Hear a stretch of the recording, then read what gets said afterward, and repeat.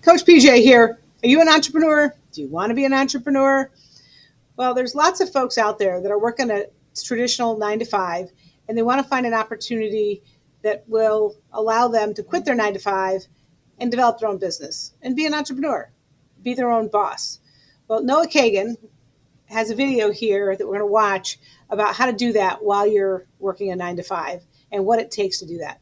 Let's take a look.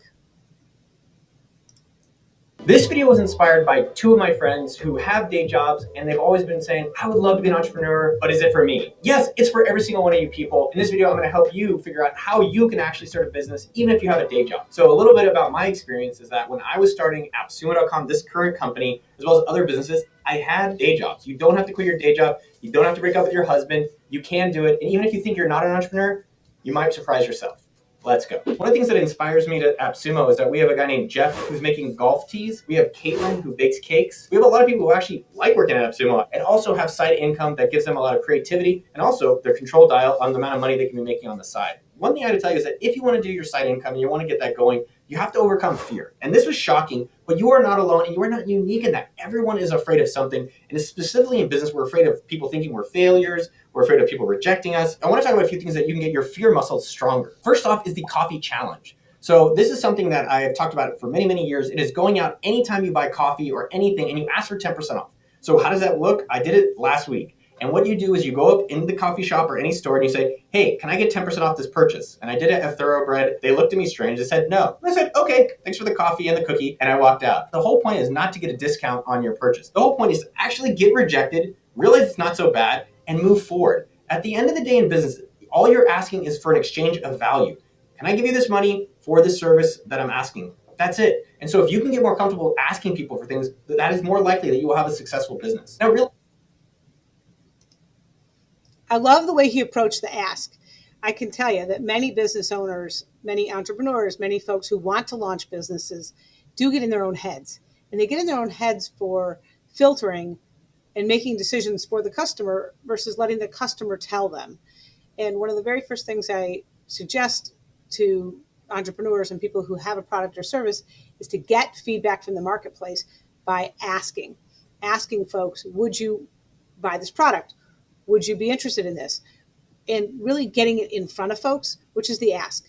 So if you can practice that ask, and you can practice that simply by asking for a 10% discount on coffee, then you have a better chance of engaging with folks and just getting feedback, not feeling like it's a rejection or taking it personally, because it can be hard when you're got your heart and soul built into a product or a service and you're asking folks to give you feedback on whether or not they'll buy it, whether or not it's valuable in the marketplace. So I love this concept of practicing the muscle of asking. Let's keep watching.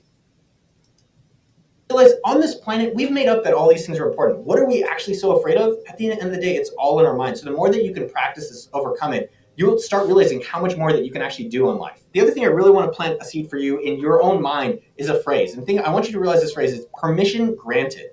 Most of the people that I've seen that have been super successful entrepreneurs, they don't ask for permission. They haven't raised their hand and said, hey, sir, ma'am, can I please start this? No, they're like, here's a problem that I'd love to see someone solve. Guess what? I'm going to go solve it myself. So why not you? Yes, you watching right now, you can go start a business. You can have a side income. Most of the people that have started businesses, it was accidental.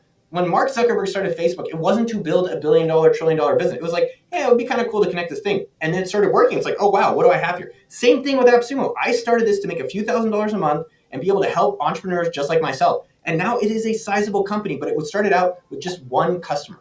You are that person, can have one customer for whatever dream you have today as well. Another great point, and that is to just make it happen. Don't hold back. Go for it.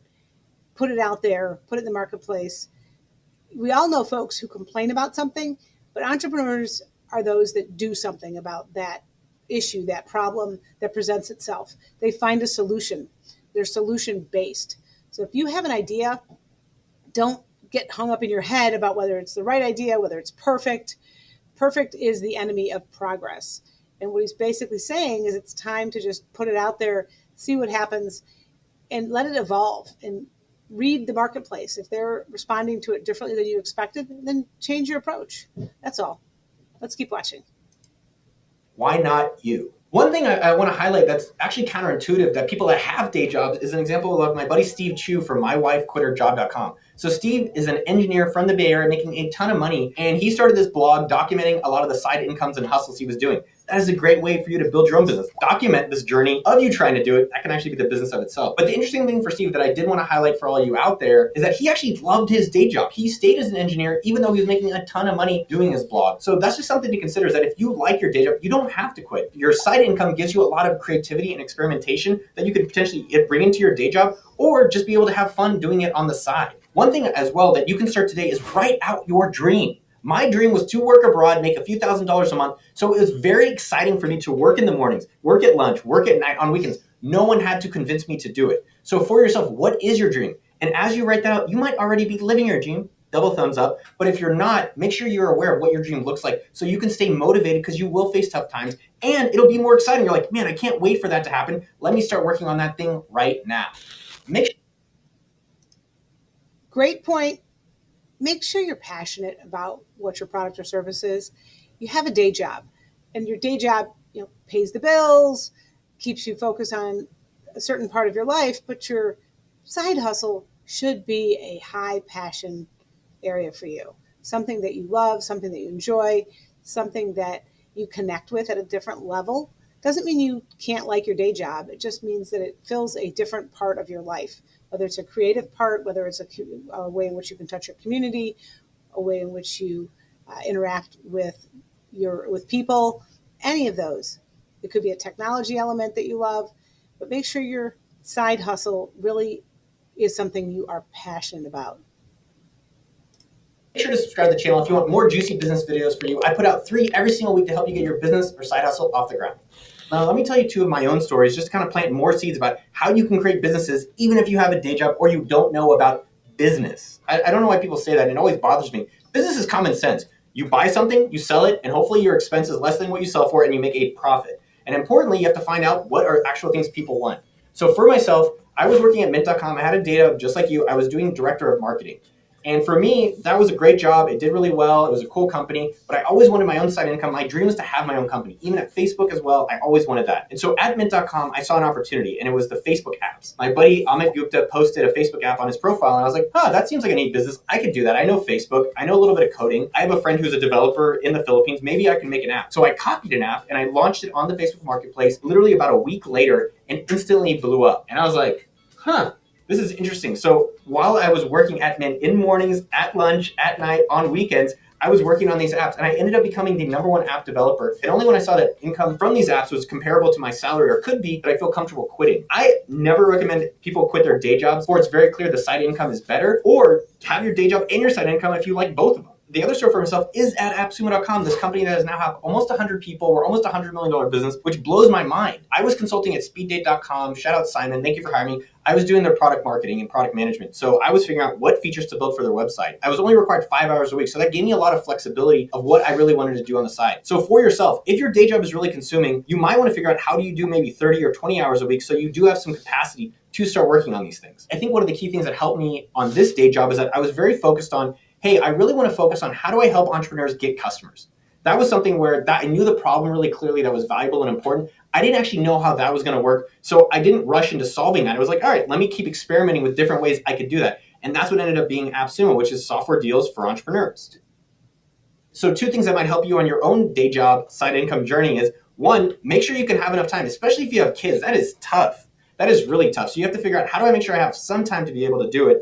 And then secondly, maybe figure out, what thing am I really excited to be solving? Is it maybe a musical thing? Is it a food thing? Or is it a specific customer thing? And that makes it a lot easier to then stay focused as you are working on it. So he talks about experimenting, and I want to make that key. And we now know the word pivot, because a lot of businesses have had to pivot, but that element of experiment, learn, put it out there, get feedback. Experiment with your product, your service, with your offering, with your messaging, experiment in the marketplace with your targets, all of that. It's a big experiment that will tell you whether or not you're on the right path, whether to take a left or a right, whether to turn around, whether to go faster, slower. All of that is through the experimentation. And so that's really a key part of being an entrepreneur, is being okay with pivoting and changing and not being so in love with your product or service that you can't adjust along the way. Portfolio up. So ask anyone in your network, ask anyone you've paid for, maybe your dentist, maybe it's a restaurant. Say, hey, I really like your business. I've already given you money as a customer. Can I actually now just take photos for you? There's nothing I'm asking for. Maybe a referral if you've really enjoyed my photos. But what that does is it builds up your confidence, builds up your portfolio, and potentially referrals to other paying customers. So my suggestion for D is that if you want to do photography, I would do a horizontal approach to say, what will create consistent revenue as a photographer, and I enjoy it as well. So I would be trying a variety of things. Can I go do photography for YouTubers? Go look at people in your city that are doing YouTube and see if there's any way that you can actually create videos for them. Another thing I would consider is, can I go do photography or video for any companies that are out there? A lot of companies like AppSumo.com actually have full teams for video, and there's many other companies that don't. Can you actually go to them because they have money and they likely will have consistent work for you as a photographer? A few other business basics, especially if you have day jobs and you haven't been a business person, I really want to share out there for you because I think it's important for you to know it. Number one, selling is not taking. I've talked to a lot of people who want side incomes or want to create their own businesses. And they're like, well, I'm not a salesperson like you know. I don't like salespeople. I don't consider myself a salesperson. I personally think of myself as an educator, straight up. I don't think selling is taking. I personally think if this is really good for someone like AppSumo and I can promote someone's product, I think it's a disservice not to get them to do it. So for yourself, you need to think about, how am I actually helping someone? And if you don't think it's actually helping someone, then don't sell it. But get out of the mindset that selling is a bad thing. Selling should be a good thing, and it should be helping someone with whatever problem you think you can solve for them. I love his positioning of selling, because selling is helping people. And if you have the wrong view on selling, then it is going to be a little bit of a mind shift. It's also going to be hard for you to ask and for you to get in front of folks if you think you're imposing and if you have a negative view of salespeople, because you are now a salesperson. So you really have to change your view on your mindset of sales and think about it as in, I am helping someone. And if I don't get the opportunity to help them, they're not going to be in a better place. They're going to struggle. And by presenting your solution to them, they are going to be in a better place because they met you, because they have met your product, because they're able to use your product. And that's huge, but it takes a little bit of mental mind shift to do that and do it well and be okay with that. Sell some items you have. So if you want to just start practicing business, you have something at your home, sell it on Facebook Marketplace or eBay or Etsy or Amazon or to your friends in your local network. Just sell something. An example of this is a friend of mine loves to draw, and she started listing her art on Facebook Marketplace, and now she has side income doing these drawings. And that was, honestly, it was fascinating. I'm really proud of that person. And 3, think scalable. So if you have a day job, you have limited time available to do businesses. So because you have this limitation, which is a great thing, now you can get creative. So think about, what are businesses now that can go around the clock for me? Is it a YouTube channel that, guess what, people can watch YouTube whenever they want. The internet doesn't close. Can you create an e-commerce store? Maybe it's syrups, just like my buddy D, so that you can have people buying your syrups around the clock. So something to think about as well is that as you create side income, you don't have to be the person doing it. That's a secret. A lot of people are like, man, I don't want to be doing this all the time. Guess what? You can hire someone. That's called business. So if you can think about something working around the clock, or can you hire people, even your friends or family, to do the work for you around the clock, you can get those kind of businesses going right now. I love his concept of leverage. It's not always about you doing everything, and creating leverage, whether it's leverage in time, leverage through people, leverage through process or technology, but letting the leverage make it easier for you to do your job, because we are talking about people who have a traditional 9-to-5 job and want to create businesses. So that element of not having to do it all yourself is a big, big benefit.